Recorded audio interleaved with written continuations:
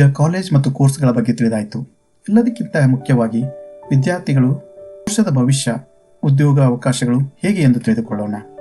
ಉನ್ನತ ಹುದ್ದೆಗಳು ಮತ್ತು ಹೆಚ್ಚಿನ ವೇತನ ಪ್ಯಾಕೇಜ್ ಅನ್ನು ಪಡೆಯುವವರು ತಮ್ಮ ಓದನ್ನು ಕಂಟಿನ್ಯೂ ಮಾಡಿ ಗ್ರಾಜುಯೇಷನ್ ಮಾಡಬಹುದು. Bachelor of science in medical lab, BSc in x-ray, BSc in operation theatre, BSc in cardiac care ಕೋರ್ಸ್ಗಳನ್ನು ಮಾಡಬಹುದು.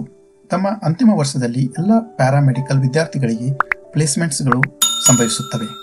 ಫ್ರೆಷರ್ಸ್ಗೆ ಸ್ವಲ್ಪ ಕಡಿಮೆ ವೇತನ ಇರುತ್ತೆ. ಆಮೇಲೆ ಒಂದು ವರ್ಷ, ಎರಡನೇ ವರ್ಷ ಹೆಚ್ಚಿನ ಅನುಭವವಾದ ಮೇಲೆ ಹೆಚ್ಚಿನ ವೇತನ ಪಡೆಯಬಹುದು.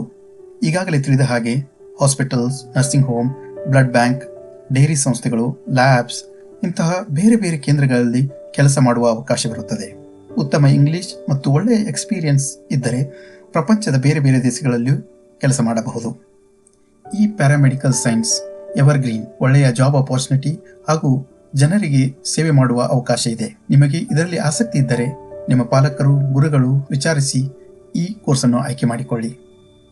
ಇದೇ ರೀತಿ ITI, diploma in agriculture, Indian arm forces ಕೋರ್ಸ್ಗಳನ್ನು 10ನೇ ತರಗತಿಯಾದ ಮೇಲೆ ಹೇಗೆ ಆಯ್ಕೆ ಮಾಡಿಕೊಳ್ಳಬೇಕು, ನಾವು ಮುಂದಿನ ವಿಡಿಯೋದಲ್ಲಿ ಎಲ್ಲ ವಿವರಗಳನ್ನು ಹೇಳಿಕೊಡುತ್ತೇವೆ. ನಿಮಗೆ ಈ ವಿಡಿಯೋ ಲೈಕ್ ಆದಲ್ಲಿ ಸಬ್ಸ್ಕ್ರೈಬ್ ಮಾಡಿ ಮತ್ತು ಶೇರ್ ಮಾಡಿ. ನಮಸ್ಕಾರ. Thank you.